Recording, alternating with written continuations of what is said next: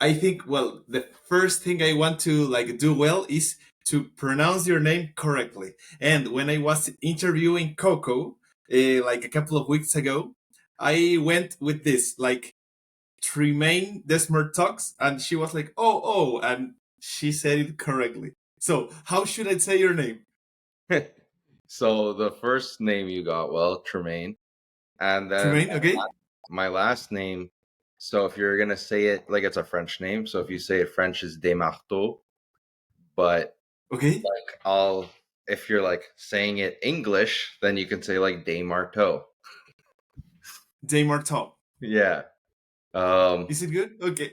Okay. I'm going to try with that, and then you can correct me when when we start with the like the full questions. But yes, well, I don't know any French at all, so I apologize in advance. well, you do know a little bit of French because I know French. There are some Spanish words that like I know because they're Really? very similar. Like a tie or something is like cravat, and Corbata. Sure, it's yeah. super similar. So then, if you're talking in context and saying some words, there's a lot of things like I just understood, like in the Dominican, and then there's a lot of things I didn't know. But everybody thought I was from the Dominican when I went there. So Oh, yeah, they're all speaking to me in Spanish, and I didn't understand anything. And most people found out, but there was one guy who I just like laughed, and then he said something else, and then we both laughed again, and then he drove off. So he probably thought I was Spanish the whole time. So I went undercover for one person, but everyone else found out. super good. Yeah. So, to start, I always do like the formal. Yeah, I always do this. So we're going to make a space. So welcome everyone to another episode of Gripsport Latino. Today we have another honorable guest from Canada, Mr. Tremayne Desmarteaux. Was it Yeah, good? yeah, that's fine. Honestly, I let people just some people just call me whatever. One time I just went by a random name and some guy was calling me Mark at the job and I was Mark for the whole job. But that's So good. Dave Marteau. Yeah. excellent. So how are you feeling today, my friend? What do you think about being here for an interview with me? Uh, I don't know. It just kind of just feels like we're just chilling and just talking. I think Nice. I think it's really cool, but like not having whatever 200 people looking at you while you're talking is different than like just chilling right now, I guess. Oh, there's one. Excellent. That's the idea. And I am super curious about your story. And I must say that not many people said their like desired or their intentions to be on the interview, and you're one of them. So I was like, oh man, this has to happen. And I think it was like pretty close to when I followed you on Instagram, because I noticed you have two Instagrams. One is your Instagram, Big Tree, and the other is Gripsport Montreal. And I was like, oh, but which is the personal profile? I already figured out that one is like your promoter Instagram, and the other is your personal, right? Yeah, kinda. I mean, there's not too much organization because it's very random what I put on there, but I kind of didn't want people getting into grip to be too overwhelmed with some of the strongman feats I was doing. Um, Okay. so I'd like to show more things that they feel like they can do, and then maybe like a little taste of the strongman side. And then on the strongman side, the grip kind of goes there, but then I don't want to overwhelm those guys with grip. So um, yeah, you know what it is? Strength sports I fell in love with. I do strongman and then I like grip sport too. And Yes. it's so hard for me to get people like I'm trying to become a promoter and I have my coach who I'll talk about more later, I guess. And we both organized together the strongman competitions and now the grip. And we can't get people to join. And one big thing is we needed like a gym, a central hub. But there's some people like Yes. last competition, we had a guy living 20 minutes from me and he's huge. His name's Shang Yi. He's 304 pounds super strong. First time ever, he takes like an 800-pound yoke. And Oh, I couldn't believe he lives 20 minutes from me. And I put all these things, and I'm like, you know what? Maybe if I could get the word out online somehow, then like more people are going to show up and train, and I could build this community and try and get these competitions really rolling. Because for strongman too, it's like usually you could get around like 20, 30 competitors. And then there's some that are like big 50 competitor shows, but it's just hard. And for grip, likewise. So yeah, I think maybe some people will just see this blip on the internet and be like, oh, there is a promoter in Montreal. You know what? Let me try it out. that's perfect. But I want to start from the very beginning. Tell me, who is Tremayne Desmarteaux? um, well, I'm a dad foremost, so uh, I love just like seeing these kids grow up, and that is like a big part of my life. So I spend a lot of time like whatever, just trying to teach them stuff. I want to get them into climbing and stuff, but that's probably what I do the most. And then obviously there's my wife who I love. So there's the whole family thing, and we spend lots of time, and that's fun. I do masonry, so I'm like super heavy into that. I really I just enjoy. It's the first job I did, and I didn't have to look at the time and be like, "Oh, when am I finishing?" Like the day can just fly by. So, I think that's really cool. Uh, Other than that, I mean, I do all kinds of like extreme stuff and weird stuff. I like strongman, I like grip, I like just doing challenges. And like I guess it's a little bit of showmanship, like getting people like, "Whoa, this guy's doing that." And it's like, "Yeah, and it's not done there," you know. Um, I'm a basketball player, but not as good as I once was. I'm like a lot heavier. Uh, but other than that, I'm just a guy doing things. Excellent. And so I want to know your story, like regarding to sports. Did you always practice something, and how was it like when you were like on kindergarten or high school? How was it? Tell me. Um, so the first sport I did was probably soccer, and I guess in North America it's very common. In Canada, it is usually. So that's like a pretty easy sport because the kids are running around and hitting the ball, and you don't have to like teach them. Like sometimes the basketball net is too high or whatever. So I think the youngest the kids start out with soccer. So I liked that and running around, and I was just active. Like I would go outside and explore. But that probably I couldn't even tell you what age. Like at some point as a kid, I started playing basketball, and I really liked that. Okay. Like that was my passion. I played throughout high school. I was on the school team, and I played an inner city team. So I started out with house league, and then I realized that I was doing too well in house league. I went to inner city, and I was pretty good. I wasn't like the best ever, but I think I was like one of the top guys. Like I did have one of the popular colleges here, or it's actually CJEP first. They scouted me out just to ask me to show up to the tryouts. It wasn't like, oh, you're guaranteed on the team, but the fact that they saw something, I was like really into that. But I ended up going to trade school instead of CJEP. So basketball was probably my real passion, and then I played football, which was for the fun of it. I did have a passion for it, Okay. but I was more focused on basketball, and I just liked like I think I could have played wide receiver or something, but I just played defense. Like I like tackling. So I did that for a while, and then I had a an injury where one of my buddies, Liam, I'm gonna name him now so everybody knows, but Okay. he's a good buddy. But I was beating him in basketball like usual, and Okay. he pushed me to try and stop me from getting the layup, but I landed so bad, and it like broke a piece off the growth plate. And then the doctor told me like for the rest of my life I'm gonna have to wear a brace if I do anything more than jogging. And I was Oh, like, what? um, so I kept pushing through that, and I did the basketball and football. I think it took like about a year for me to feel a lot better, but I was like already using it like after like 3 months. And I think 2 years in, I kept pushing and I got rid of the brace. And then obviously at that point, I went to trade school and sports kind of stopped. And I was like, Okay. I think a couple of years, and I was playing basketball, whatever, outside. And then finally, I just wasn't doing anything. So I was like, okay. And I lost my abs. That was the first thing I noticed. And I was like, whoa. I was like, I have to go to the gym. So I went to the gym and I wanted to find like strength sports. I guess that light is kind of annoying on the TV, right?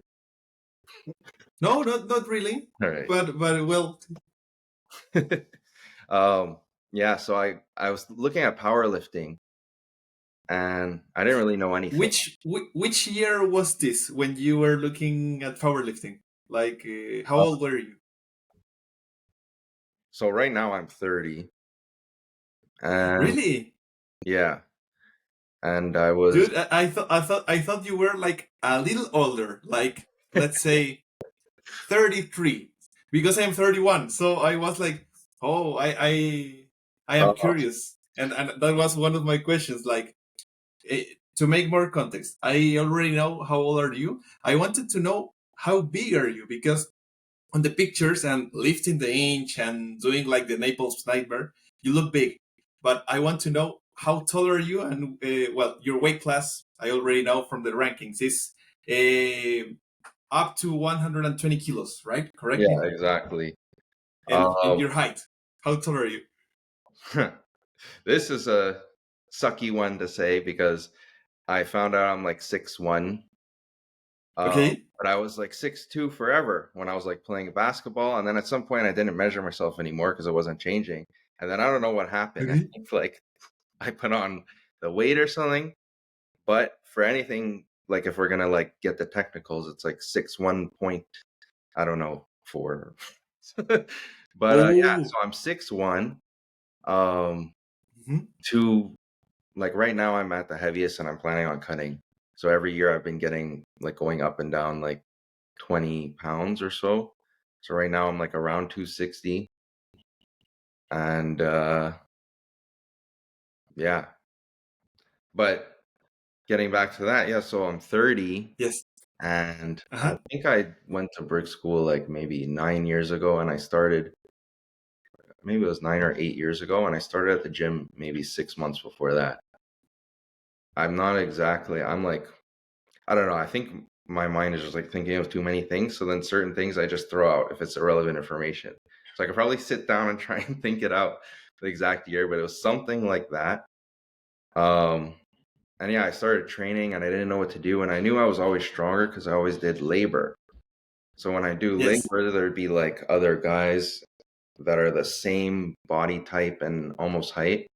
And I'm able to like, I don't know, lift the concrete blocks that we're bringing to the container more. So I was like, okay, I'm gonna do something for strong guys, and I was doing moving a lot. Um, so I found out about strongman. I think on YouTube. I think I saw Brian Shaw. I saw Brian Shaw deadlifting, and I was like, whoa, this is cool. Like it's like powerlifting, but there's like things like I'm doing at work. Yes. um, so I started deadlifting like Brian Shaw because I was like, hey, I'm a big guy. But I'm Yes. not as big as him, you know. But I was just like, oh, I'm big guy club, um, and I got that deadlift up to like 500 pounds in the first year. I think the first time I went in the gym, I was like 200 fit 20 maybe, or 215, maybe 220, and I did like 365 deadlift, and I just stopped there because I was like, you know what, I think this is a lot of weight, and I don't want to hurt myself. So I was like, Sure. okay. And then I learned a bit, and then I did another week, and then I went up to like 405. And then I think I Whoa. spent, I don't know, maybe 6 months or 8 months trying to build up to a 500. And I found like a lot of different coaches. And then the one that like stuck with me was JP Martel. He's my current coach right now, he's the guy who I host with for Jack Frost. His tag is Okay. Steel and Stones, and he's like super like focused, hyper focused on coaching and like the strength training, and he can like read certain people and let them know how they should lift, which most good coaches do, but some coaches don't know. Like I had some people telling me to squat a certain way and I just couldn't do it. And now the way I squat is very different from that. So yeah, I came to him with that 500 Brian Shaw deadlift, my stance way too wide, which like obviously Okay. for my body type it wasn't working, but I had the 500 and I didn't know how to brace or anything. So he's like, "Oh, you're breathing the whole time?" He's like, "That's crazy." um, That's hard. yeah. And I know in 2020 we did our first strongman competition. So in 2019 is probably when I met JP. So if we track back, I don't know. It was like a couple of years of like random stuff. And then I lifted on calibrated plates. And I think I was supposed to be Yes. at like 550. I lifted on calibrated plates and like 500 was so hard. And I was like, what's going on here? He's like, oh no, don't worry. It's going to be harder. I'm like, wow. And I love everything if it's harder. Like at my gym, I kind of have like my farmers are a low pick farmers instead of a high pick. So they're harder to deadlift. Which I think it's good to have both, so then I'm not, like, overdoing the back if I wanna do certain training. But, Yes. yeah, I have calibrated plates, just everything is kinda harder, and some of it is by design, and some of it is just, like, it just randomly happened. Um, but yeah, that was a long-winded answer to all the sports I've done, but I think it was that, strongman, the grip. Oh, and climbing. That's the new one I started a year and a half ago maybe, or just after I did the first King Kong, so I think it's been about 2 years. Um, And why did you started mixing climbing with the strongman, the strength and conditioning, and with grip? I can imagine an answer, but I need to hear it from yourself. Why did you put climbing in the mix? well, I wasn't actually like, it would be cool if I was like, "Well, I calculated this and I saw all these guys were doing it and it was perfect," but it was kinda just like, I just like doing things, and I saw Yes. a guy climbing online, and it's a guy that I met on, like, it was like an Instagram, like, everybody follows, it's like a fitness community thing, so you go in a group message and we all follow each other. And then I kept Okay. sending him memes for like a year, and then I saw him climbing, and I'm like, "Yo, I want to do that."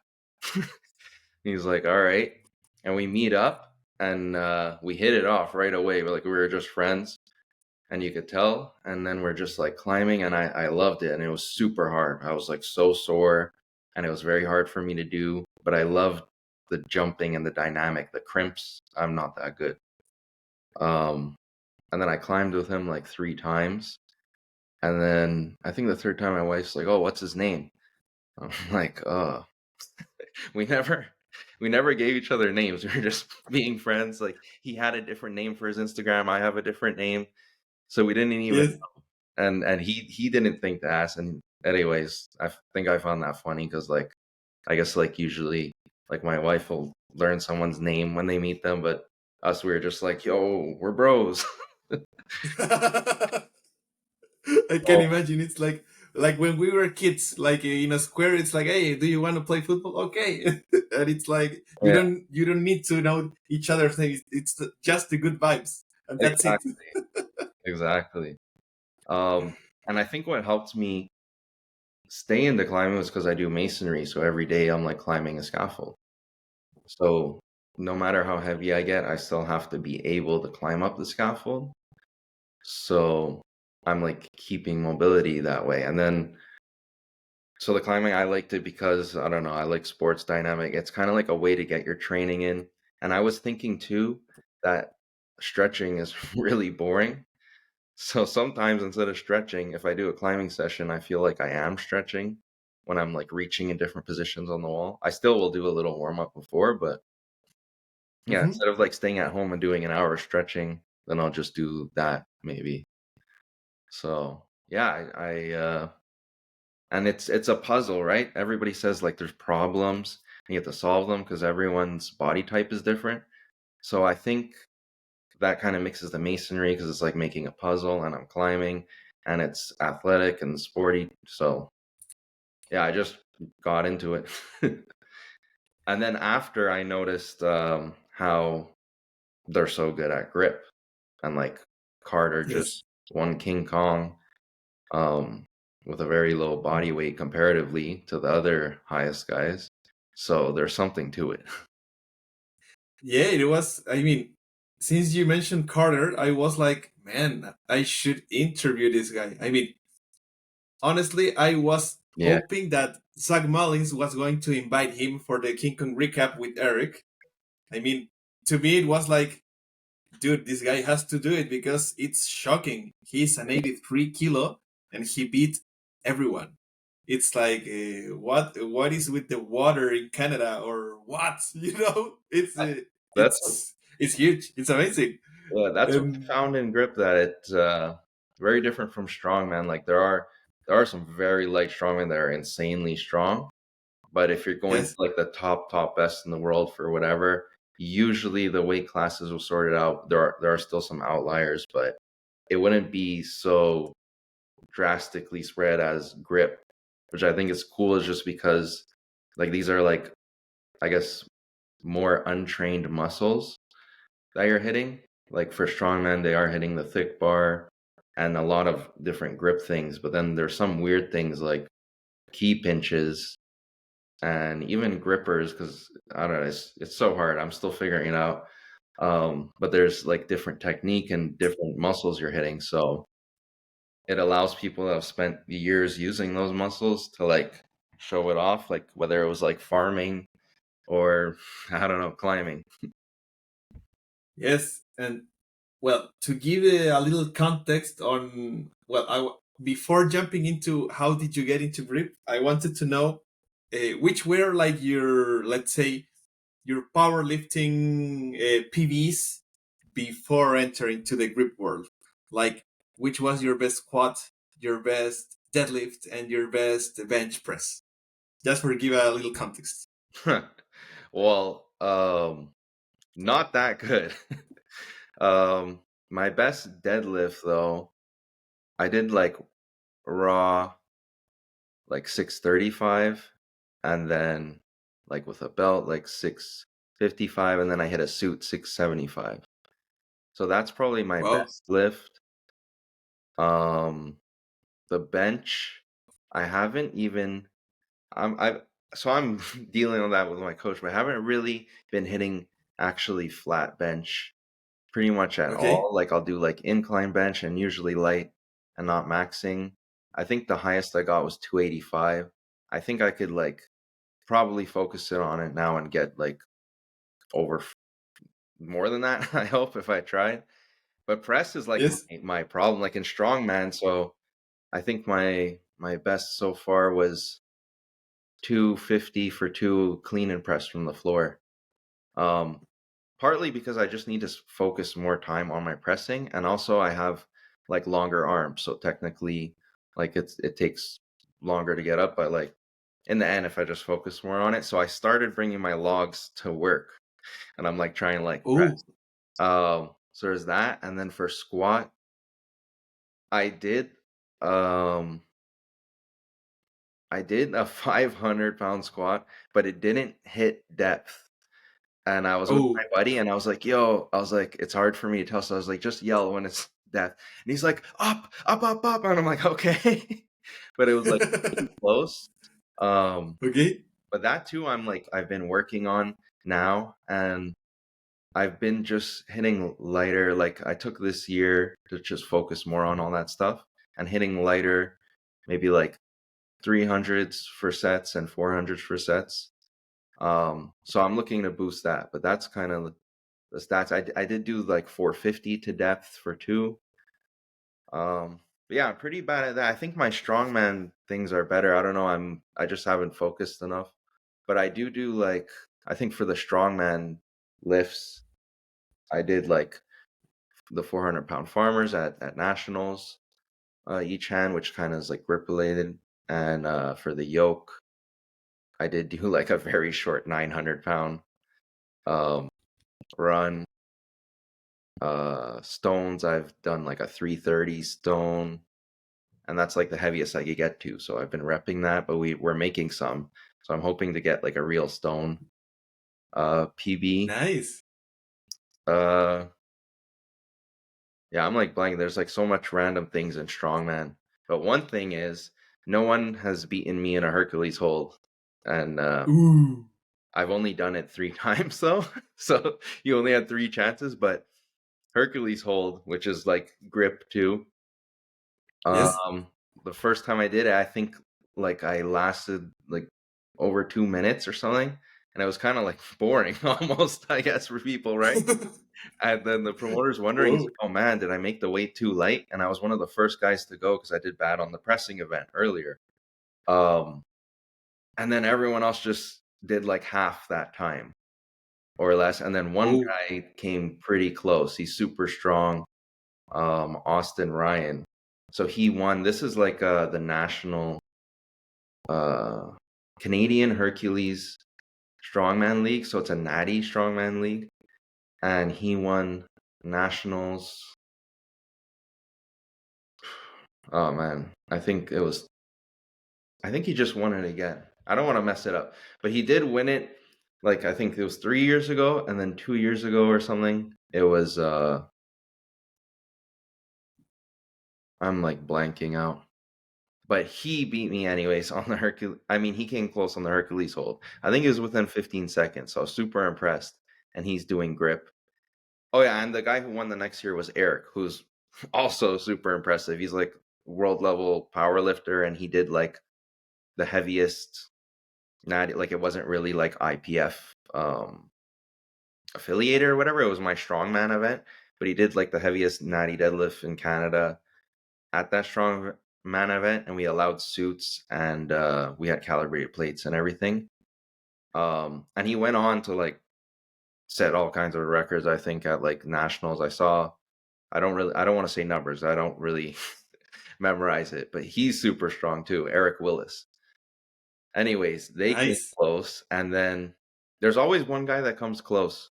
There's another guy, Manuel Bueno, who just beat me at the strongman event, and he did really good. And then my buddy Shangy, but yeah, undefeated on Hercules hold. So I just And have what's the weight on the Hercules hold? Is it's like a standard weight, or the promoter should like define the weight? How does it work? so when you're approaching Hercules hold, you don't even like naturally people want to ask that, but like you don't even care about the weight or anything because there's so many different calculations going on that you're not even going to know. Like I can make 300 pounds feel like hell if I just made the angle like super low, Oh. or it could be like 1,000 pounds like really high up. And then also there's like the length of the pole itself, where you have the chains attached from the handles, how the lever's made, and like it's so much that's like, you know what, I'm just gonna do more. I'm not Oh, aiming it's for a pretty. time or hold. I'm Yeah. just like it's gonna feel like what it feels like, and that's it. It's Oh, because it's pretty complex and challenging. yeah, and you Really can't tell that. good. It Cool. is nice to know like, hey, they weigh this much, so then because everybody asks too, they're like, oh, how much do those weigh? uh, Yeah. but it doesn't really mean much. Because like Mm. for example, like in that position, like the craziest tilt with like the highest handles, you're almost doing like a hammer hold like outwards, like a crucifix hammer hold. And like if you Yeah. gave someone 240-pound dumbbells, they may not even be able to hold it out like that. So Yeah. yeah, but it's a fun event, and I think it should be placed like all everyone should be done within like a minute or just over a minute, and then you kind of like got your weight or angle right. Perfect. Yeah. Tremayne, I want to know, how did you land into Gripsport? How did you discover the sport? I want to hear all the story. Uh, well, there was I don't know exactly who was first, but there's two people. The first one, I don't know if you recognize that shirt. Of course, from Chile, Bruno. Yeah. So there was Bruno. So I'll start with him. Um, he got in touch with my trainer somehow, and he was coming to do King Kong uh, in Ottawa, but he was in Montreal. I guess he was Yes, visiting somebody. I'm not sure why. And he met up with my trainer, and they were chilling a few days. And then there was one day my trainer was busy, and he's like, "Hey, this guy's really cool, and he likes strength. So he's like, if you want to like have him over." And I was like, "Yeah, sure." And I think he just got a package from Arm Assassin. yes, I don't even remember what it was, but I think it was a pinch block, and I think he had a rolling handle that he could change. I wasn't really like attentive to it as much at that time, so wasn't sure exactly, but we tried it out, and he's like, "Oh, wow, you're doing good." And then we also did a dynamometer, and I got, yes. I think, like very close to him, but he got higher. I got a little bit lower, but he's like, "Wow, it's very impressive," whatever. And I was like, "Oh, that's pretty cool. Like, I guess I do have a strong grip." And what else did we do? I think that's all. I think we tried out some random stuff I had here, but I found it pretty cool. And he's like pretty big. Like I saw his profile, but then when I saw him in person, I didn't imagine him to be that big. So But I don't remember. He's like, well, I am not sure if 6'2", or it's yeah, like, it must be like your height, or kind of, right? yeah, yeah. He just I don't know. From the photos, I thought he was just a little bit shorter, a little bit smaller, but that's why he's strong, I guess. But he wasn't.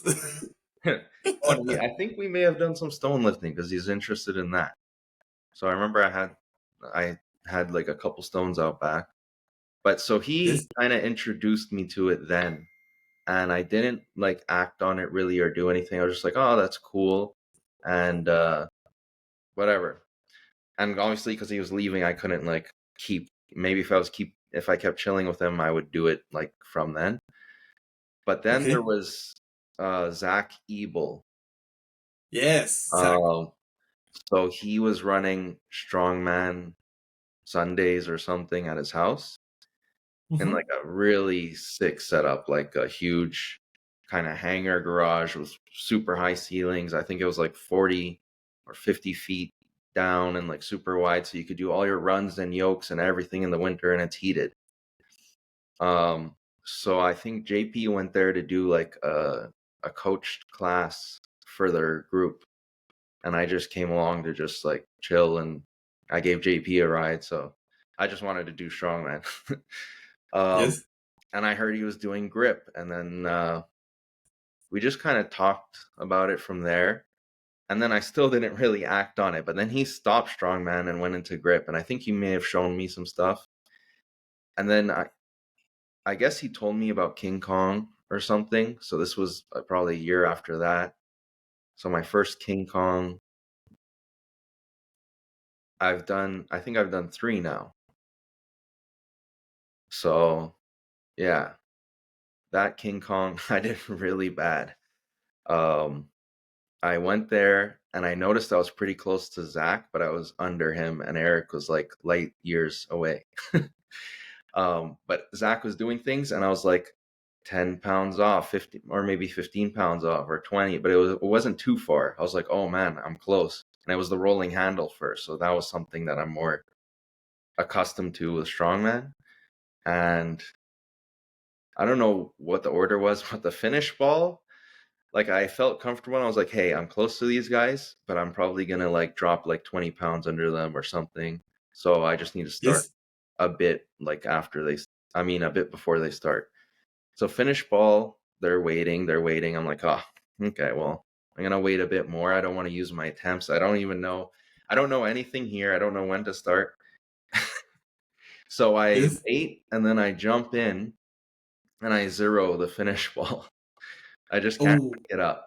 It's just glued, and I'm like, oh my god. And it was like, I don't know. I'd have to check, but I think it was like 38 pounds or like maybe 40s, but I feel like it was low. It was like, I was like, what? Uh, But didn't you have any chance to like test where you were at before the competition, or it was yeah, like yeah, no, you yeah. had to just jump in? How Eric was gave it? everyone the chance for that. And I was just Yes, so like, I was putting so much into this competition when I should have just been more easy with it and just had fun. But I just love, yes, so because of the sports background, everything we talked about, I love just being competitive and doing sports and being active. So I'm like trying to like game it to the fullest. I'm like, oh my God, I have limited attempts. Like I need to make yes, sure I really use them right because I could be 8 attempts off from what my max is and leave power on the table. yes, So I didn't want to touch it. And I was already so sore. Like I could that event, I can't believe how sore I felt. Now I could do an event and I don't feel like that. But at the end of that event, I couldn't. Well, I could, but it hurt to tear a chocolate bar wrapper. I was like, whoa, it's like my forearms are sore. So I just didn't want to jump in and I don't know, waste power and waste time. So it was a bad call. I forget what I got that year, but it was pretty low. And I just it was kind of like my strongman start too. It was like I zeroed, I think maybe one or two events. It was two competitions. I think it was provincials and nationals, and you were allowed to do both that year because it was COVID. So it was hard to do qualifiers. So I did both, and I think I definitely zeroed the pressing event in both, and I placed low and everything. But both of the instances, I fell in love with the sport, and I just love competing. And I was happy that I could do what I could, and I could force, and like I was gonna come back and do more. Just kind of like everything I do, every sport. Like my buddy has a video game and I don't play it, I'll buy it and then play it and get better, and then come and beat him. uh, excellent. yeah. So yeah, I think I did like every group comp that Eric hosted since then, pretty much. So it was like I was all in after I got annihilated. um, and because I know I did all right on the rolling handle, and I did all right, I think, on something else. And then I did the nationals, and then I did a little bit better, and Zach still beat me. So we had like a fun, like kind of rivalry, but it can't be a rivalry yet until I beat him, right? But it was you know, we were going back and forth and whatever. Um, and then it took a couple competitions until I was able to beat him on in the overalls. So that was kind of fun, but obviously I weigh more, so um, it was pretty cool. So that kind of like stems up, I guess, the two people who introduced me to grip. After that, basically, I was just like going to Eric's house, so he introduced me with his incredible gym, which that's the first thing I ever had. So imagine that. Like I see online, everyone loves talking about his legendary gym, and like I had the opportunity to just have that from the start. Technically, like it is hard for me to go there and train. He does host training sessions, but just going there and being able to touch the stuff on competition day and stuff is pretty cool. And just to just look at everything. So I was trying to do that with strongman, and I'm trying to do that with my grip gym too. So I just been investing into it. Excellent. I am curious because last night I was checking Gripsport like the rankings, and I saw that you can pull more than 100 kilos on the rolling handle. I want to know which was like the first like on your first King Kong. How much could you pull on the rolling handle? Hmm. I know it was under 200. I believe I believe it was like 180 maybe. Um could check. Someone could fact check and be like, "No, it was 160." I know it was like whatever Zach was doing at the time, it was like pretty close. It was like 15, 20 pounds off. Um, could like pull it up to check. I'm probably not going to be good with any numbers. I don't have much memorized. Um, but yeah. I think it was around there. I remember I was like looking at that 200 and feeling like, oh, it wasn't too far. So I have seen that you mentioned that you were like super active into the competitions from that time and up to this day. And I wanted to cover with you because I saw that you did King Kong this year as well, and Hmm. I want to hear it from you. How was King Kong for you? Like on every level, how was the experience for you? Did you have fun? Were you happy with your lifts? Tell me. Um, every lift was a PR. Definitely happy with that. And it's fun. I like the group there, and I had my cousin and my buddy try for the first time. So my cousin came over and did some pretty decent lifts. Like I think he did a 50-pound rolling thumber. And I was like, what? And then he was able to pick up other stuff. I was like, okay, you got to do this. Um, so I had them there. And then my buddy, I I forced him to come. I told him that I signed him up and I put the money and that he's gonna waste the money, so now he has to come. But I know he wanted to. He just he's hyper competitive too, and he wants to do the best, and he doesn't want to do bad. But they both enjoyed it, so the experience um really fun. And now I got like this kind of, I guess now it can be a rivalry with Eric because he's always beaten me. Um, but then I did a home field advantage competition, and I won in the overall for that. So that was pretty cool. But he is the better grip guy.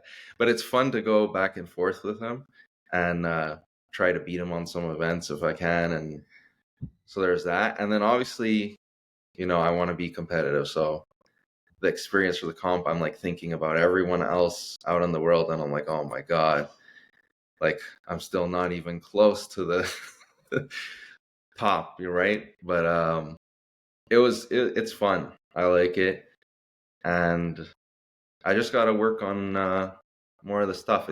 I'm kind of balancing the two. I'm never gonna be fully focused on grip, but I think I am focused on grip enough that it's definitely gonna go up. But I'm also focused on strongman, so there's like a exchange.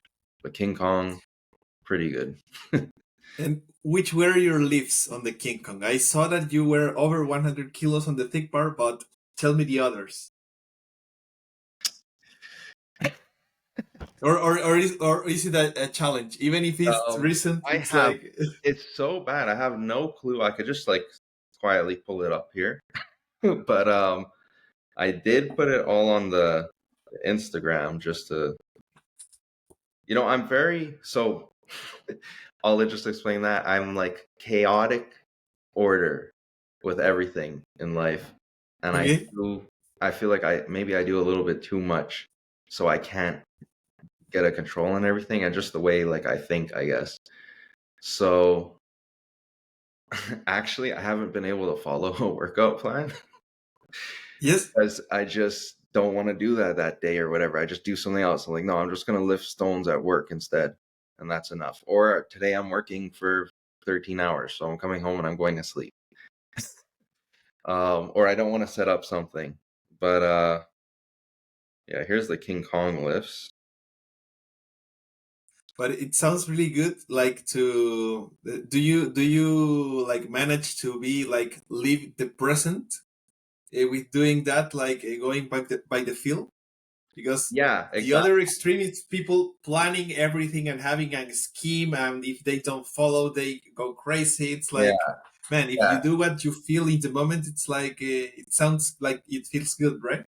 yeah, exactly. It's that. And let me preface that with saying I don't think it's the best way to do things. I think I should be a little more ordered. It's just, I don't know, it's hard for me.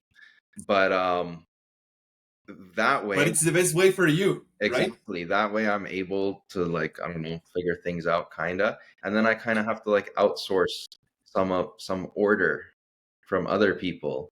So like for my business, my wife is that with like the paperwork and stuff like that. And then I want her to do the scheduling because now I can't even keep up with like the estimates and people who have accepted jobs because it's all in my head and it should be more ordered. And then like JP, like I don't I don't want to have to learn all of that. Like I'm gonna outsource it, kind of, you know.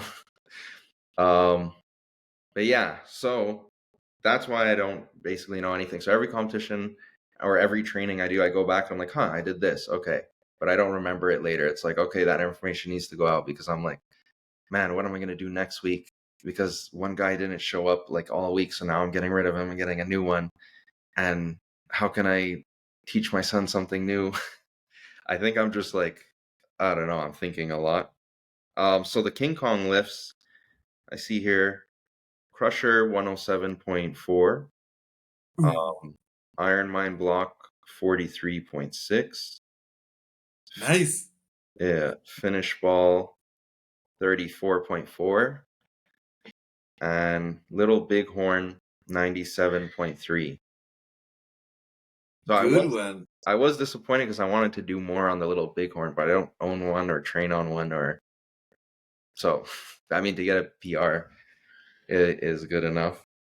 But yeah, that's the official lift. So that got me Super good. the 19th overall, which, man. And for the 120s, the fifth, which is crazy. Those guys are so strong, especially like I don't really know too many people in Grip 2 or things like that. So there's just like the Yes. people that I do know. So I know like Jalen has been going crazy with it. So I don't Yeah, know. he has a great level. He's strong. Yeah, I'm wondering what his final form will be because it looks like it's just going up for now. So Yeah, it seems to be like that. and Yeah. I don't want to be left in the dust. So I'm like clawing along, trying to stay, stay on his trails. But there's some distances I need to cross on certain events.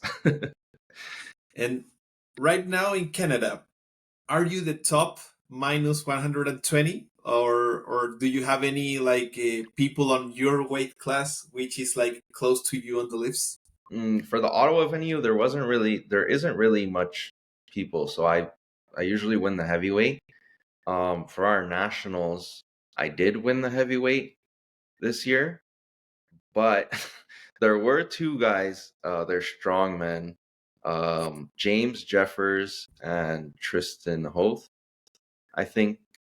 And I heard, like, I think it's both of them. I seen they do a little bit of grip. I heard they were very good at grip, and they both had like a strongman competition in a different part of the world, so they didn't show up. So I'm not gonna say I am the best, but hands down. But like I won the competition that year, so technically, um, the trophy's mine until next year, I guess. I remember that there was a contest. Maybe it was like the North American, when people from the US went to Canada to Yeah, compete. That was like one of the times that you were like against Jayland, right? yeah, Like and Jed, on the competition. And yeah, Jed, and Jed, dude, who was the how, first. how was that? Because it sounds like fighting your idols. Like, dude. Yeah. So actually, for grip, the first thing I ever heard about grip was Jed, and it was years before, um, or maybe a year before Bruno or whatever. JP had Yes. grippers, and he told me about Jed. So I was like, okay. And then I like did good on the Napalm Nightmare one year, and then I kind of messaged him. I didn't know that was his object or whatever, but I knew there was like Yes. a list, and I was like, oh man, I'm ranked, and I was like, oh, I'm close to him. And I messaged him. I'm like, hey, I'm right under you on this. And he's like, what? Who are you? Like, it probably sounds like some guy who's like a fraud who just jumped. Like, who are you? And I see now I was really weird, and I had no clue it was his object. So, and I didn't know like that he even ran that league or anything. I just knew he was like a legendary athlete. So that was pretty weird. But I met them, and like they're very, chill, cool guys, and we're all just wanting, like, I'm there, like I'm not really thinking about who's there, like I am obviously, but like I'm just gonna do my best to try and like beat whoever it is.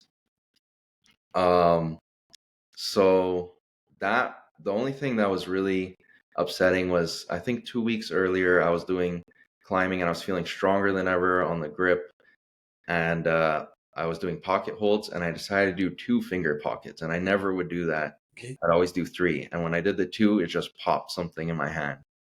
Oh. And then I had to switch grippers to the other hand that wasn't using it because we had grippers coming up, and then that one got injured somewhere too. So it was like a tendon thing. Like when I would like bend these two, it would like be very painful. And then the other one, I forget, it Oh. was like more minor.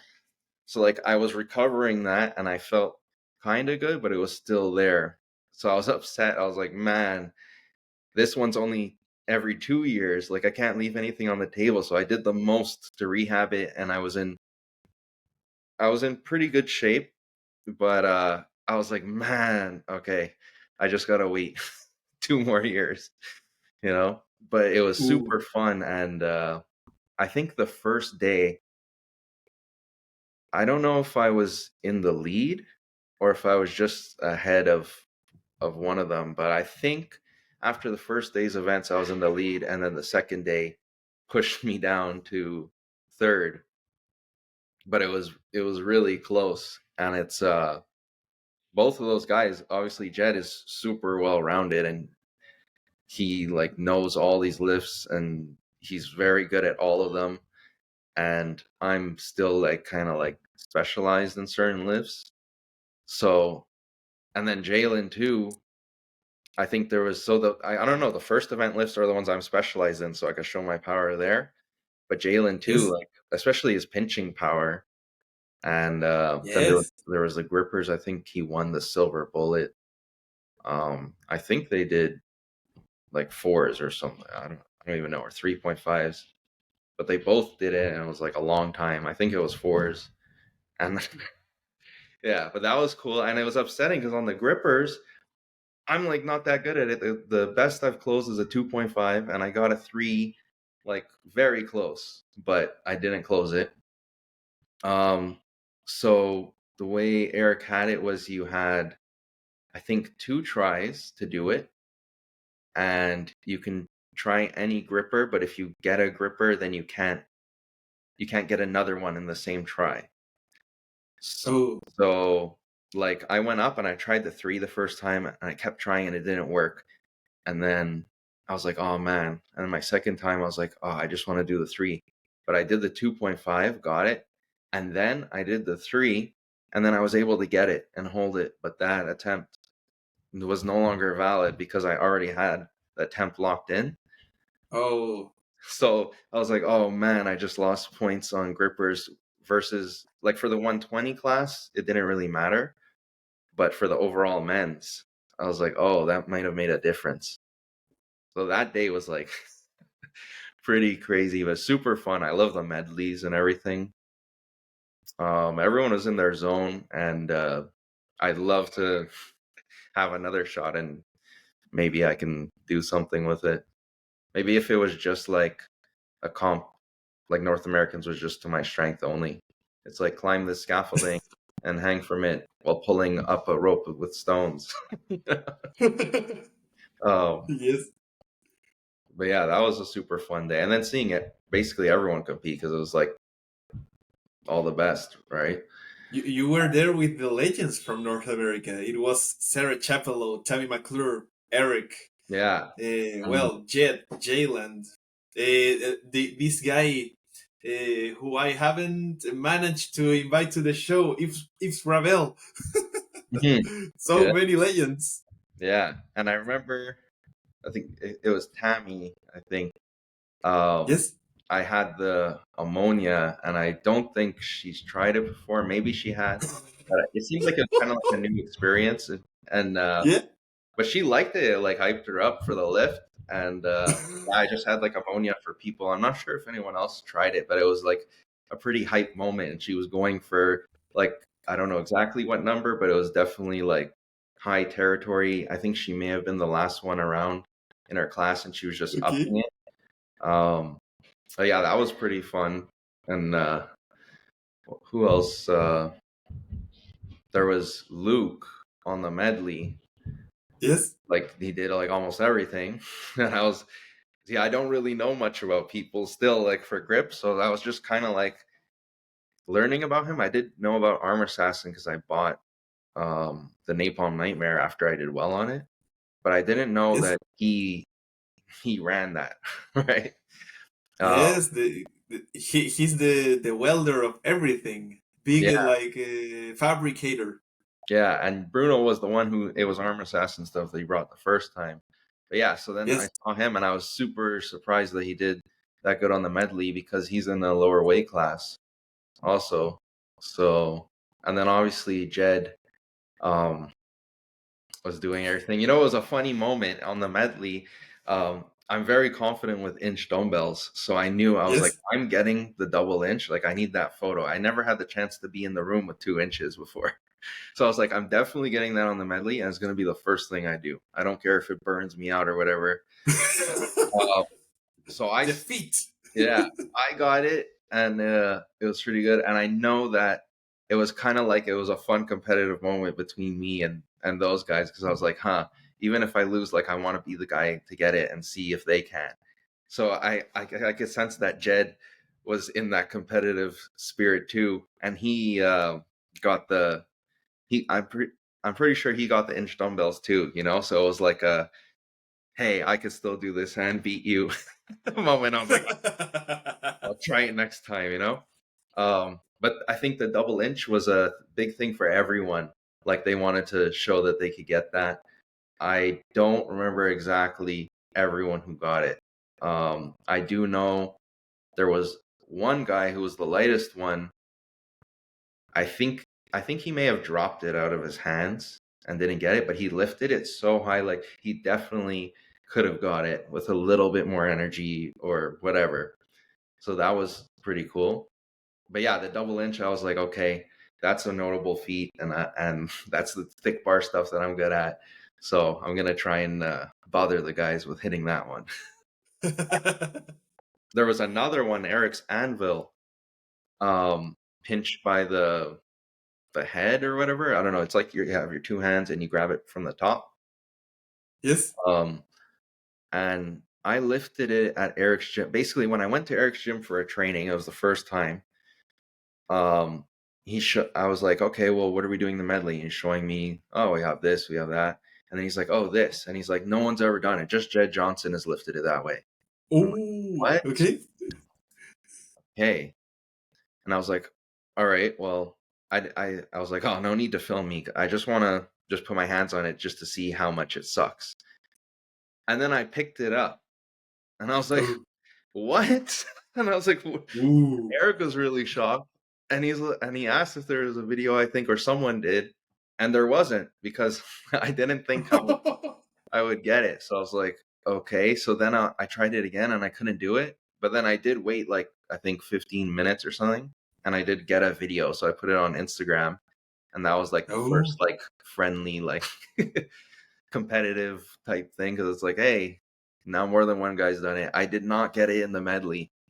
I don't know if I was so fatigued. It's such a, I think that's harder than the inch dumbbells, I guess, because yeah, I did do the dumbbells first, but I was so fatigued that when I got to that, it was like almost there. And I had a moment where I think I got like a micron of air under it, you know?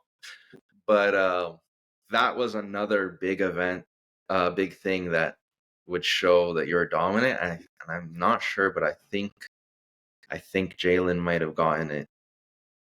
Um, and I don't think Jed got it, but that was like a big flex for him, I guess. If Jalen got it, I think he did, or he got very close. I think he definitely did better than me because I didn't get it and I tried to float it. Um, but yeah, that North Americans was fun, and it was a 2 day thing, so um, it is, I guess, long for some people, but it's fun to compete for 2 days. I guess I like it. Um, Yeah, and it's at a strongman gym of a guy I know, uh, Nicolas Crisafi, and he's I never used his training services, but I've seen like I've spoken to him, my trainer's spoken to him, and like I think he's a very good trainer too, and he's in the Gatineau area, so he has a strongman gym out there. But there's also power lifters and like I think Olympic lifters and stuff. So it's really fun to like I got to see his gym. I think I saw it before, but when I'm there, I do some strongman lifts and stuff like that. Perfect. I wanted to know that you started hosting events. I noticed. I think it was before King Kong that you had an event. Maybe Andrew Nguyen was there with you. So I wanted to know when did you decide? Right, I am going to be a host and I am going to be a promoter of the sport. How was that? um, so yeah, 2020 first strongman event. Um, did bad. Then next year, 2021 nationals. I think I got bronze. Third place for. I mean, not nationals. Sorry, provincials for Quebec. And this is in the just the normal league, just strongman core Quebec. No restrictions. And then after that, I was speaking to my trainer about hosting. And I'm like, hey, like if people just host events, like, would you host an event? And he's kind of the opposite of me. He's extremely ordered, which Okay. great mix. Like it works really good for us. But he's he's thinking about all the moving parts, and he has very like he knows like all the dimensions you want for making a farmer's and what can change this, and he's super analytical and stuff like that. So he's like thinking about the great undertaking it is to run a competition, and I'm just like running into it bold faced, like I do everything like I'm gonna do it, you know. So we were talking for a while, and then I think so this year is going to be the third year for Jack Frost. It's like an annual strongman event, and it was our first event. So this is the third winter. So last winter was the second iteration, and then the winter before that was the first.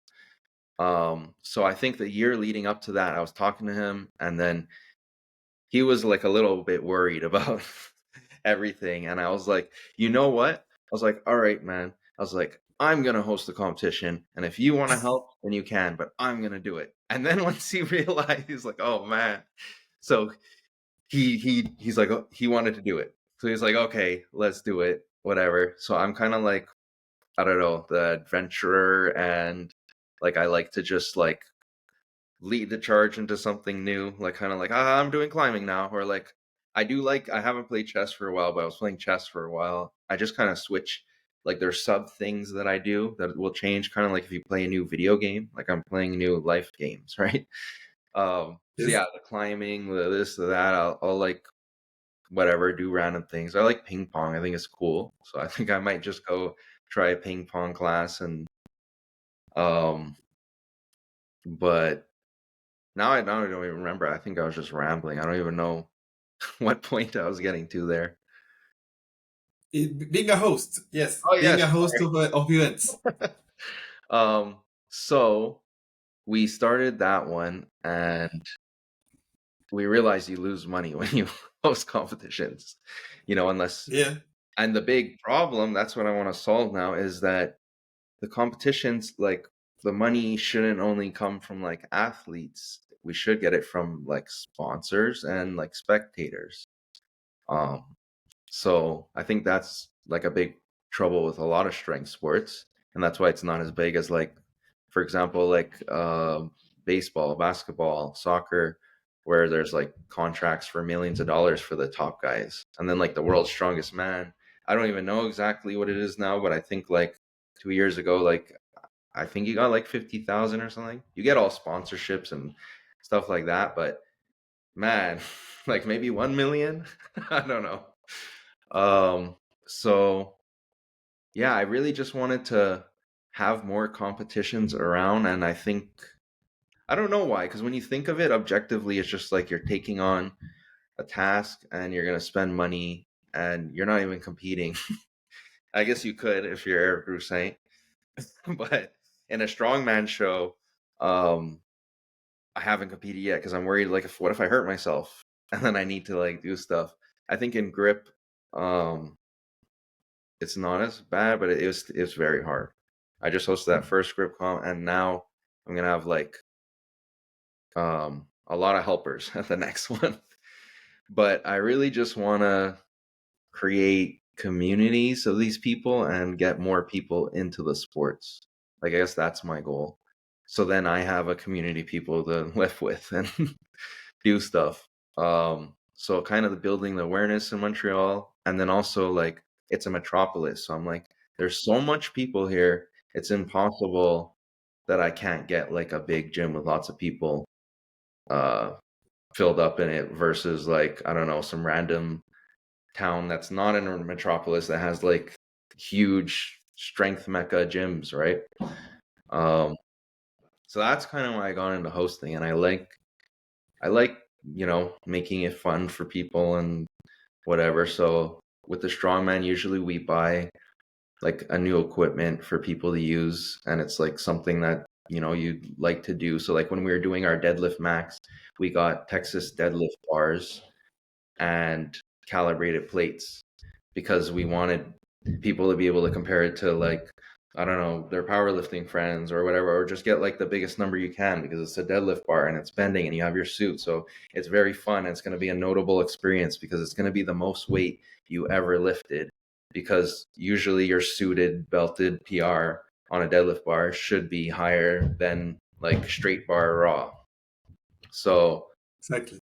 yeah, I like just seeing the moments and seeing people competing and regardless of the weight being lifted, like if someone is struggling, like you want to see them get that last little struggle and lock out the lift.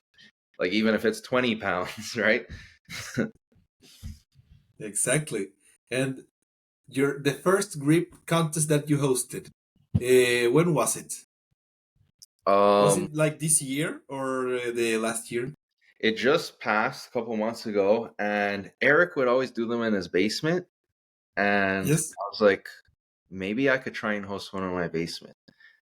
Um It was I definitely needed more help. It was a hard day to get through and Okay. Eric did help a bit.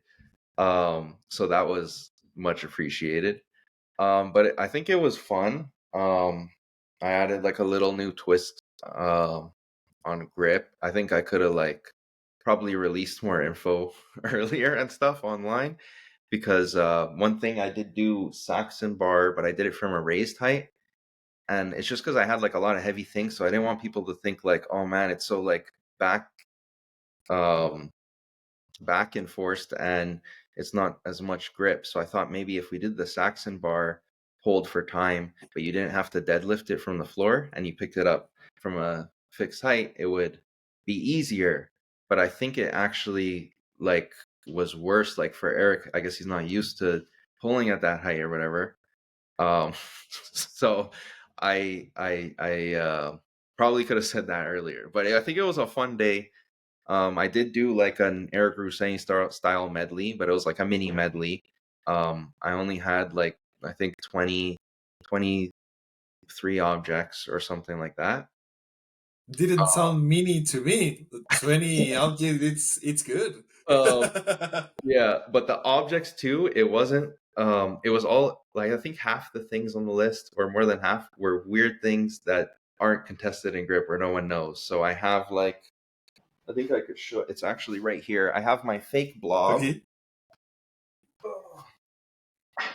It's called the flob because I guess it's fake, and it's Oh, 510s. It's like an old dumbbell that broke at yes. the handle.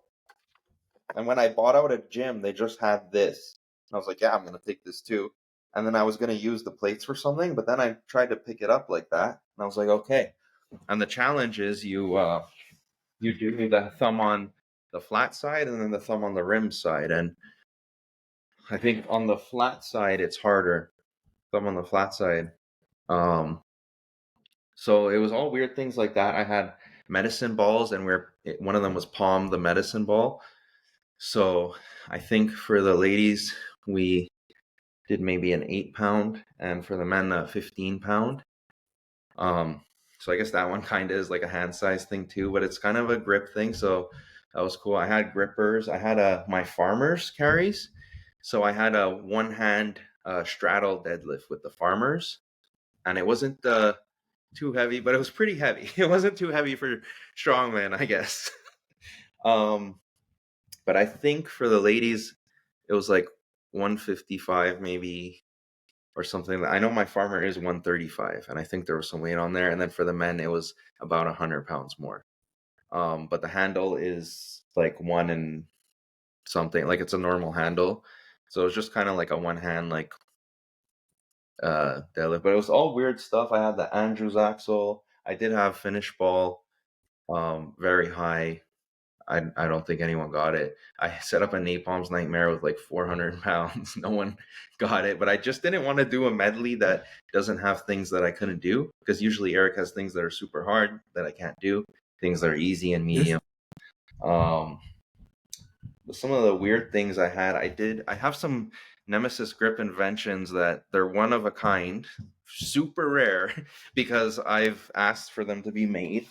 Um, Oh, really? Where are your ideas? yeah. Well, this is like the end of a. Where is it? Oh, there it is.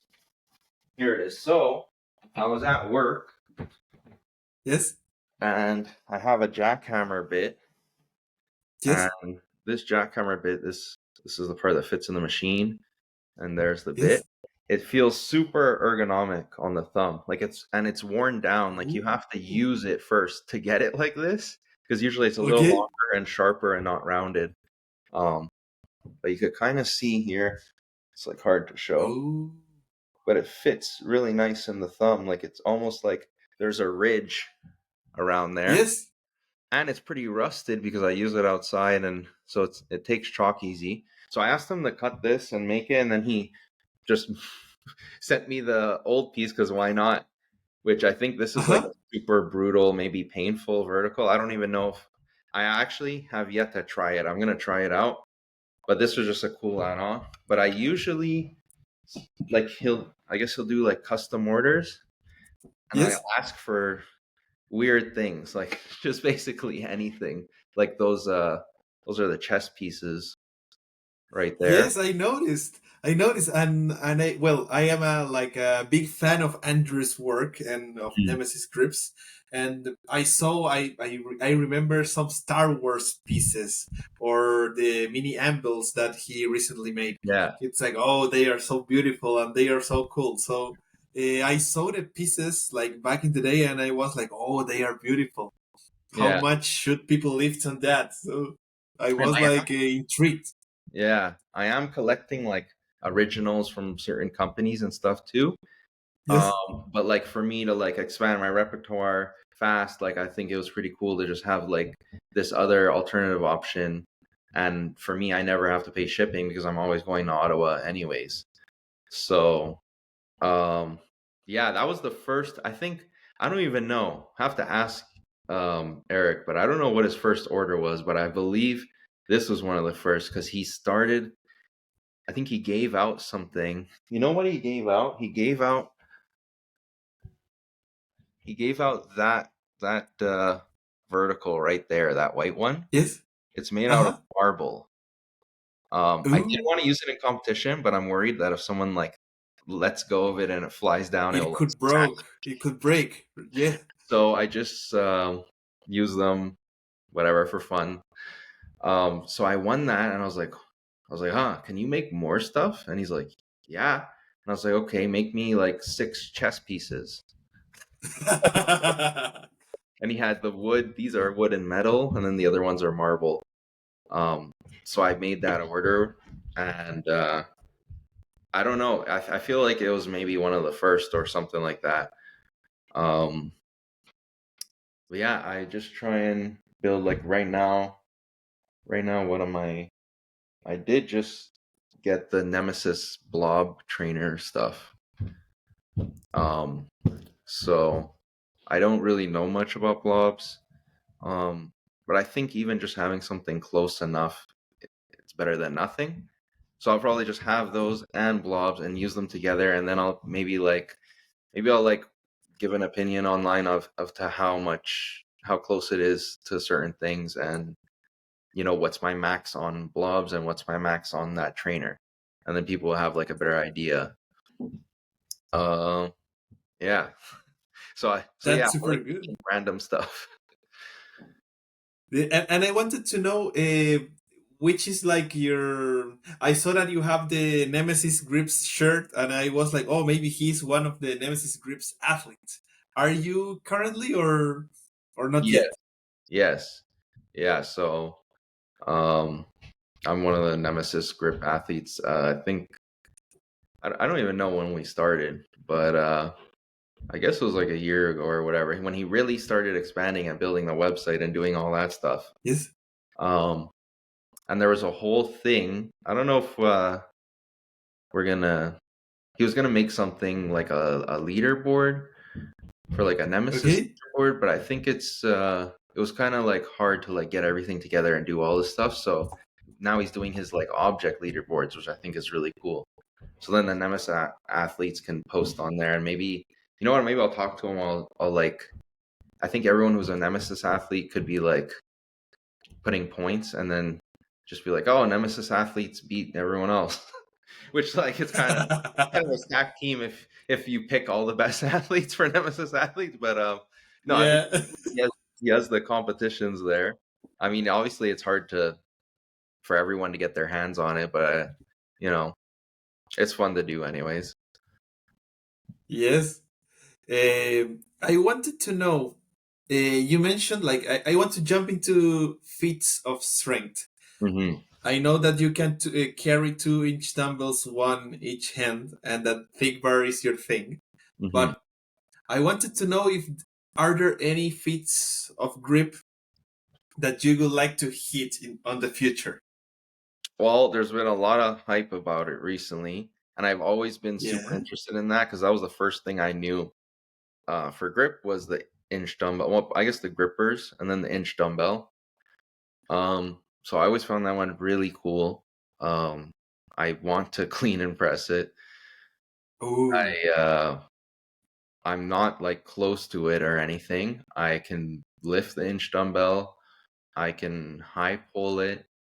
The clean I'm still working on, like a one hand clean, very technical. So right now I can only clean like I think I did. I'm using my circus dumbbell for that to try and like emulate the weight.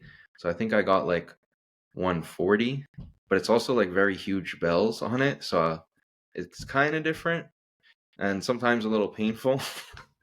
But the clean, I think I'm gonna be able to work it out. And then the press, I've done 156 for 2 reps on a circus dumbbell. So still some weight off from the inch. But I think that would be pretty cool. That's one that I'm thinking about. And then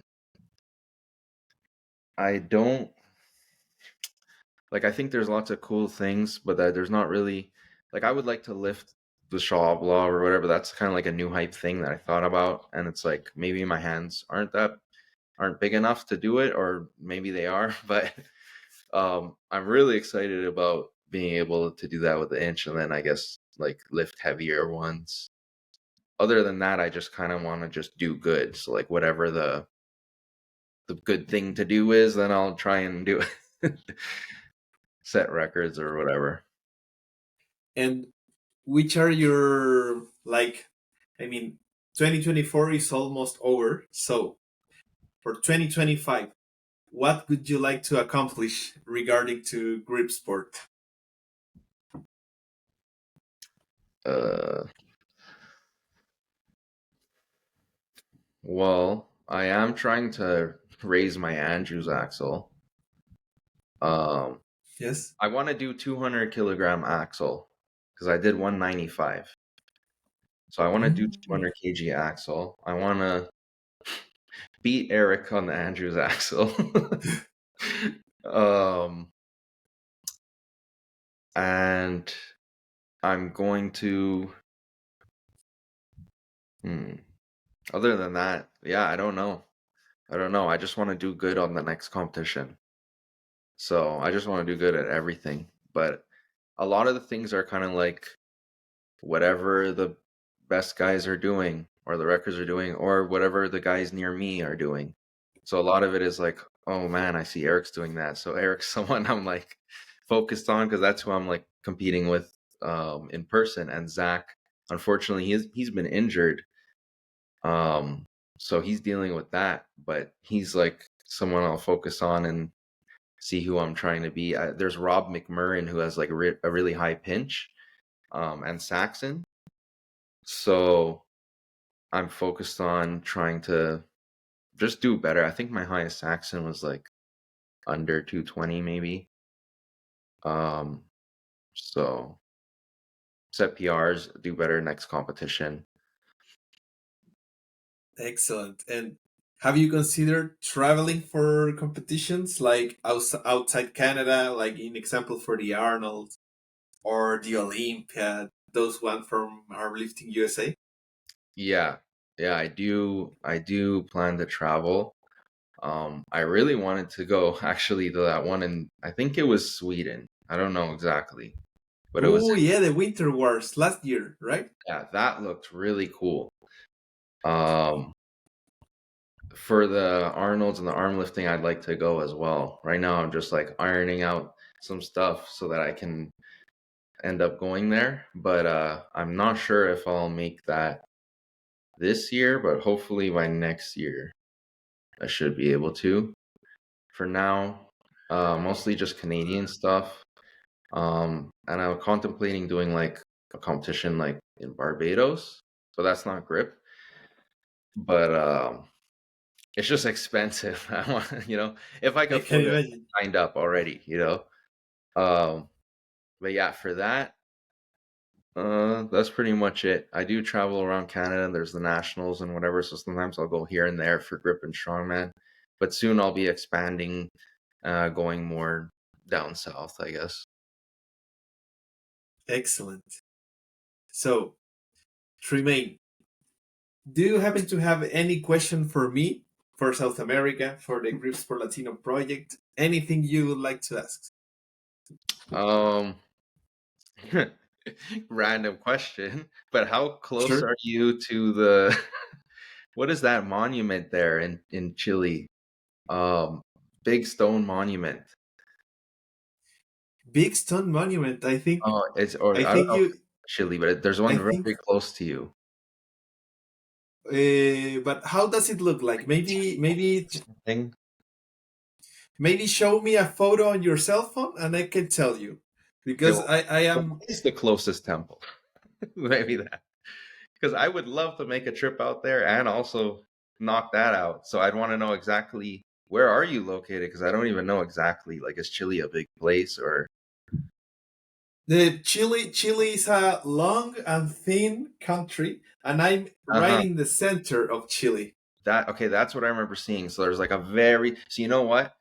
I think when I looked at Chile, like the thing I wanted to go to was like all the way here, which I would just make the trip anyways. But I was like, oh my god, it's like hours.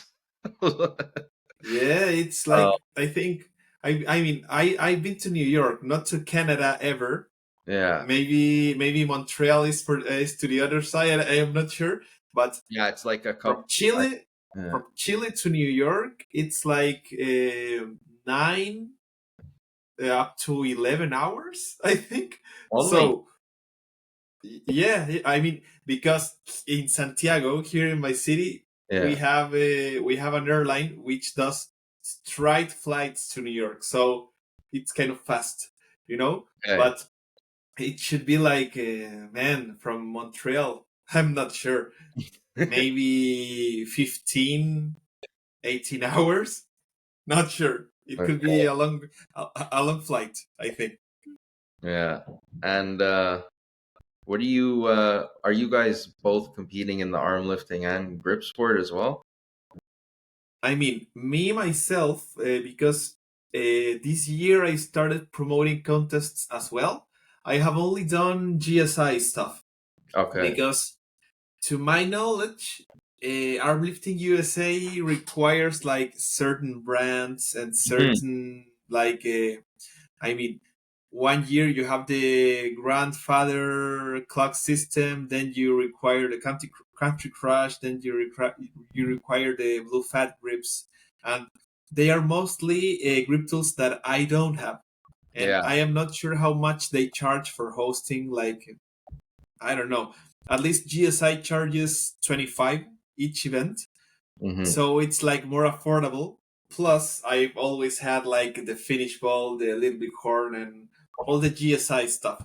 So I've just done that, but I'd love to do more like Saxon bar stuff, Axel, or the medleys that they are doing currently. So I am Yeah. not close to host Armlifting USA things in the future. Like, well, it depends on how much should I invest on the equipment and stuff. But I don't want to miss the part of the monument that you're saying. Which is the monument that you're referring to? Do you have a picture like to Mm. see it? You know what? Show I'll me with the cell phone, and I'm going to tell you. Oh, that's over which place? I don't know. I hope to know what are you like. Which is the monument that you're referring to? that's the thing. I don't remember the actual name. But how does it look like? Like this, describe it. I guess like steps and stuff, like a step pyramid almost, but not really. I Um, mean, like there are pyramids, sure, but they are more pyramids like near to Mexico and Guatemala. But here in Chile, we don't have big pyramids, because I was honestly. looking up like a year ago, like contemplating, Yes, if I ever visit Bruno, like what would be the trip for me to see whatever whatever thing. but there are many landmarks here in Chile as well, like beautiful places to do some sightseeing. You know, there's like Punta Arenas, which is one of the southest landmarks right here. Oh, very What close. else? Sorry, what? That's very close to Santiago. No, no, no. It's not close to Santiago. Uh, It's like an 1 hour or 2 hour flight, but it's worth it. yeah, And another one, it's like well, the mountains. They are really beautiful mountains here in Chile. They are really beautiful beaches here in Chile as well. You can do a lot of stuff in the north, in the south, and here in the center as well. Like Santiago is the metropolis. It's a beautiful city. So yeah, if you ever come here, you will have a great time. People is pretty nice. Food is really good, and the weather it's pretty chilly. It's not, I mean, not chilly. It's like warm. You know, yeah. you I you like. don't you don't need to wear a jacket all the year. You know. I don't. I'm gonna say I don't own a jacket, but I do. But I don't wear. I don't wear jackets up here. That's another. Oh, okay, That's another okay, challenge I do. I just like I go with sweaters like when it's really yes. cold, but like usually I'm in t-shirt like up till like 1 or 2 degrees, I think.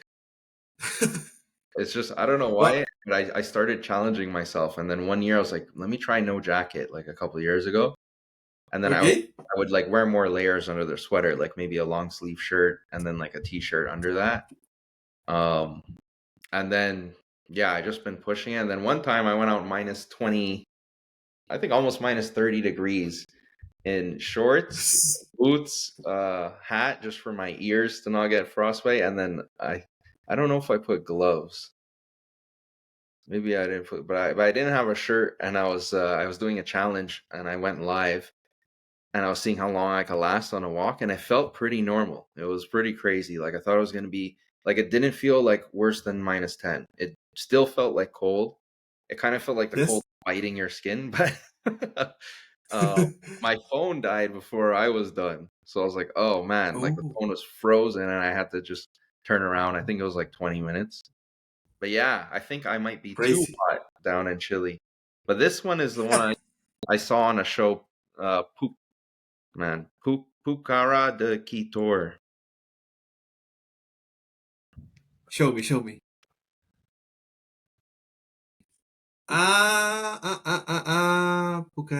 Let me search it.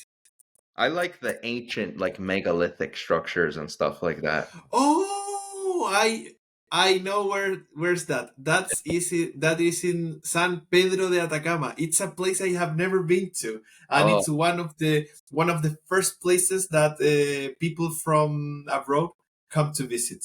Like oh, every friend I had from the U.S., from I don't know, Germany, London, whatever, they always come here. Like when I was in college, people who were like exchange students, that's the first place they go, San Pedro. And I have never been able to go. So, man, wow, that's that's a good one. It's I like love that. beautiful and a paradise. Yeah. Yeah, I went to Parliament and I was just staring at the Parliament buildings, which, like, compared to some stuff in Europe or like megalithic structures like that, it's very tiny. With that, I was like in awe. But yeah, that's cool. I was wondering, you guys down there, is there any like weird things that you have in grip that aren't necessarily grip tools since it's hard to come by? Like maybe in competition you have like my 5 weight flob or whatever, something weird like that. I mean, me, myself, because I could say I am like a tiny version of Eric, like as a promoter, because I am promoting right now, and I Hmm. have a lot of stuff over here, like from the big brands. Nothing from Nemesis yet, Yeah. but I have the finish ball, I have the Crusher stuff from Iron Man, from FBC, etc. We don't have like many, or I don't have many weird stuff. I have a couple of blobs of legacies. Like that's like a cool thing to do on a medley, but something I have, and I think I am the only in South America to have it. Are you familiar with the Dini stones from Yes. Scotland? Yeah. Well, I'm not. I know what they are. I haven't touched them, but yes. yes. In the pandemic, in 2020, I was obsessed with the Dini stones. And I used to go to a gym with my rings and my loading pins to emulate the Dini Stones lifts. And I was like pulling, let's say, like between 300 and 315 kilograms. Oh. And then I had to go to my home. I had nothing to work out with, and I was like, "Damn, I am going to lose all my gains and stuff." And I spoke with my dad, and he works in a high school, and he knows like well, since you work in masonry, I don't know which is going to be the discipline of the man that I'm going to refer to, but he foresees all the electric, all the welding, all the construction, like every work which requires you like everything that a homeowner should know, you Yeah. know. But Yeah. we didn't back in the day, and we asked that guy, "Hey, can you make a stone which is like all the specs, like 180 kilograms and this height and everything?" And this guy is always like, "Yeah, sure, that's easy." For Oh, everything I ask him to. easy. So, so I have two Dini Stone, let's say replicas. One of them is 170 kilograms, and the other one is 160 kilograms. Two big ass stones, like the Dini stones, and well, they are at my parents' place, but we have it here in Chile, and That's there's still cool. no one that have lifted both of them at the same time. I was almost about to do it on 2022, but I ripped my skin like fully open, like this, like full blood. There's a video of it on YouTube. But Wow. I was almost about to do it in 2022, but I didn't make it. So they are like, let's say, untamed so far. Uh, yeah. I haven't tried them like nowadays because I got stronger. Like in 2022, I think it was like before September, I could lift 345 kilograms on a Wow. Dini lift. Okay. Uh, Spoiler: I want to go to Scotland really soon to Yeah. do the real thing. Yeah. I heard That's the goal, like to do the real thing, you know. that. But yeah, I think that's the weirdest, like let's say weirdest implement that we could lift. And I also have like an implement which is from Canada, but it's kind of old stuff which they are not producing anymore. Do you know the dupe cube? Have you seen it? Yeah, Eric has that. That's really weird. There's like pieces on every side. Yes, and Yeah. it was like when I started grip like in 2018. The Duke Cube was like really famous, and I was Yeah, like, oh, and it's a three-in-one implement. I want exactly. it. It's cheaper, Yeah.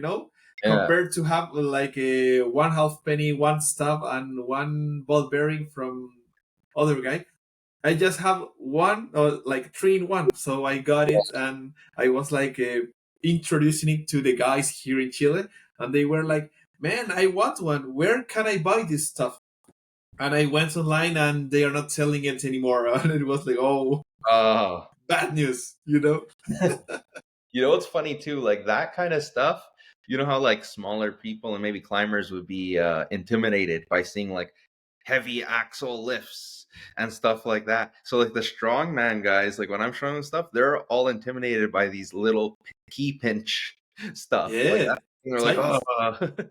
their hands are just so big, and it's like I don't know what's the ideal hand or finger size, but I imagine that the key pinch like sometimes smaller hands would be good. I really don't know, but I think at some point, like like the giants, like your mitts are just too big, right? Oh, Yes, yeah, I find that's I think pretty. it's exactly how you say it. I mean, smaller guys do really well on smaller events, and actually David Horn, he had a collaboration with Gods of Grip recently. They did a video, and he mentioned that he always included like tiny implements to give a benefit for smaller individuals, so the giants will not like dominate on all the events. Yeah. Yeah, it Um, works like that. yeah. There was one thing actually I forgot. Like I said, I wanted to um spread awareness that I'm promoting here in Montreal and for people to come down. Yes. Um, Also, I'm going to be hosting the Gripsport Nationals um in Montreal for Ooh, April 2025. So nice. yeah, that's gonna be pretty cool. Um, I'm really gonna try and pull out all the stops. I'm trying to like grab stuff like for the athletes and stuff. So there's gonna be like a lots of different things for them to go home with. And yeah, I'm just looking around, trying to make it the best. I think the events I can just go over them. See, I just don't know anything. I just do stuff, and then I have so much to do that it's somewhere. Okay. The events we're doing the napalm 2-inch blocks. Um, so I don't know. I think that would be cool. I wanted to do 2-inch too, just to like we did I think we did the 3-inch at North Americans. So yeah, throw in the 2-inch, and then people who are more accustomed to those ones, maybe they'll shine on that event. Um, Andrew's axle I wanted to put. So that was the second. It's actually, there's no order. I have it written here in order, but because I have a fifth event that I'm deciding on, and it's two different Yes. things, and depending on which one it is, it will alter the order of events. So I'm just saying random stuff. But Andrew's axle, and then that would be for the men, and Iron Mine axle for the women. So I guess it's just like a classic one, and I don't know. I like thick bar, and also it's easier because I don't have as much equipment, so I'm trying to use what I have. I'm gonna borrow Eric's Iron Mine for that actually, because that's a little expensive, and I do have like I don't even know. I think I have 2 or 3 axles, um, and they're axle size, but it's not exactly Iron Mine. But I'd want to use that so we could get it on the leaderboards. And I'm buying other stuff, so I feel like maybe it's not worth me buying it right now, but I will at some point.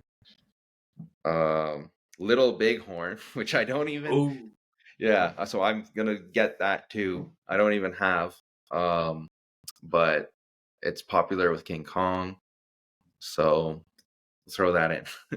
And the last one, I'm gonna do just a wrist rolling event.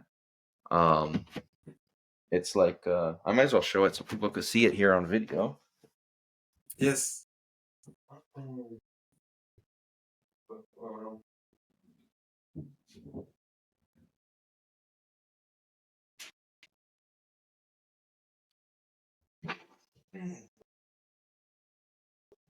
right.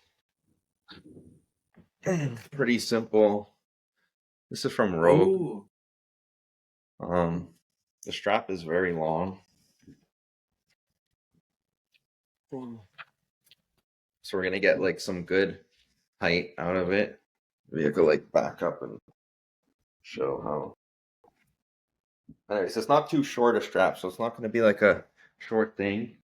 You're gonna have to like okay. calibrate the weight, but it's gonna be some sort of speed to distance um judging, and I'm gonna try and like maybe get some more people's hands on this so I can know um what weight to put for the different classes. Um, so all those events are released for now. The further information is coming soon, and then I have a fifth like secret event. Just because I'm Ooh. deciding on like, hey, do you want to spend this much amount of money or this much, which is still a lot.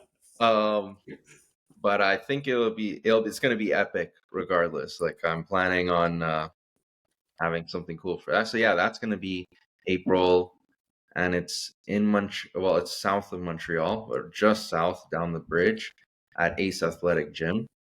And anyone who wants to come by and like try out some of the stuff, I'm gonna have it all here. So I do training sessions like usually late night weekdays and weekends sometimes. It's kind of hard because with the kids.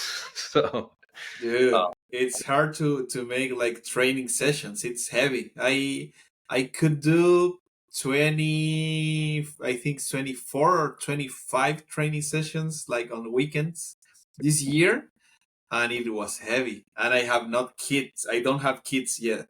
I yeah, mean, I have my house and my wife, and I spend time on that, but it's heavy. Yeah. yeah, It's a lot to do. definitely tough. And because I'm like chaotic ordered, like it's not like, hey, every Tuesday it's that. So it's super like randomly spread out. And I have like some group chats where I'm just like, hey, if anybody wants to do this day, we can do that day. Because like some days, like I don't work like whatever 9 to 5 exactly. Like sometimes my hours are gonna change. So if I'm trying to finish a job and I know it's the last day, and if I put in 3 more hours, I would be done, then I'm gonna do like extra hours that day. So that's also goes with like me being spontaneous. Like I don't even plan my training days. It's like, oh, today's a good day to train. Actually, I'm finishing early, or oh, it's raining because we can't work in the rain. So I'm gonna do stuff that day. So like everything is kind of spur of the moment. Even when I went to Ottawa, I forget if this was for nationals or North Americans, but my Uh-huh. wife was like, "You didn't book a hotel?" And I'm like, "No, why?" And I drove down there, and I just like, I don't want to do the work early, I'll figure it out there. So it wasn't the best thing because I didn't get, the hotel I wanted to at first, but I didn't care so much. I just got another one, and then I found these scooters. The whole city, there's just like scooters that you can take. So you can't really park anywhere because it's kind of like a downtown area. So I never drive around Ottawa. I just take these scooters, and then you could get to the buffet.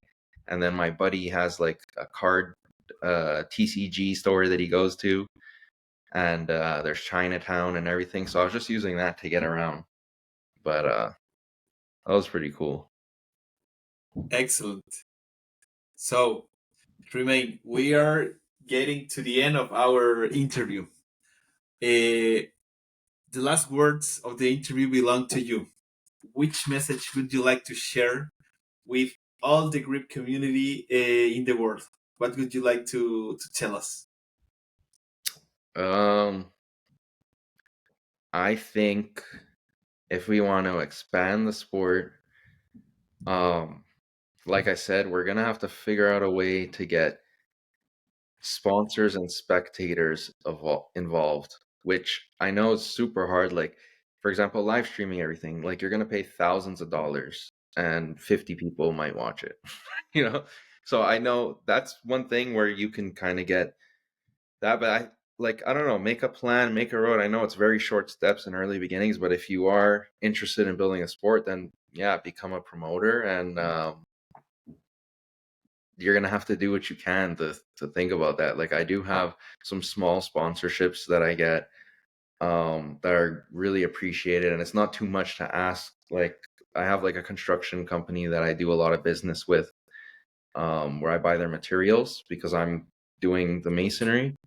So I asked for like a sponsorship of 250, and we put their logo on the shirts and we do all that. And it's, they're supporting us, and that kind of helps spread it out because I'm kind of like sometimes putting money into the comps, and I don't mind taking a little bit of a loss, but to try and negate it so it's not like a huge loss um, is pretty cool. But that's the way we're going to get money into the sport and more people, and actually turn it into like a more mainstream, like strength sports itself. So yeah, I'd say like promote, or even just, I don't know, if you don't want to promote, just have a home gym and invite people. But the more people we get in there, technically it just, more people are buying equipment, more people are in the sport, so there's more money in the sport, and then I think it's gonna just get bigger as we go on. Excellent. So thank you, Tremayne, for coming to the show. It was really nice to chat with you and to know a little more about you. So, man, I would love to be able to go to Canada someday and meet Yeah, all of you guys in person. It would be really epic, and mix a little bit of the grip with strongman, which is a discipline I know on the internet, but on the internet, many like the disciplines that you practice and yeah, the big names, the big athletes. But to be there and be challenged, the challenge is it's something that you really like. So I would love to be there and try it. So you're my welcome. friend, I Whenever I do have Denny rings, or the Denny rings hanging up right oh, over you're prepared for it. Excellent. but you're welcome to come by whenever. I think that'd be fun. And if I ever, I want to travel the world, so I definitely give you a shout when I'm passing through Chile. Hopefully, as When you come here, we can have a workout or even a championship. So just hit me up when the day comes. So, and everyone who's listening to this episode, stay tuned for the further episodes and have a great day, my friends.